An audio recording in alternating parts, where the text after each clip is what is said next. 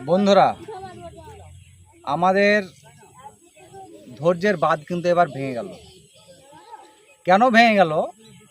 আজকে বিগত কয়েকদিন আগে আমাদের এই রাজ্যে যে একটা নৃশংস, একটা নোংরা, একটা অমানবিক ঘটনা ঘটেছে, তার খবর কিন্তু আমরা রাজ্যবাসী জানি। শুধু রাজ্যবাসীই নয়, এই ঘটনা আজ সারা দেশেই বিদিত। সারা দেশের মানুষই আজকে জানছে এই বিষয়টা।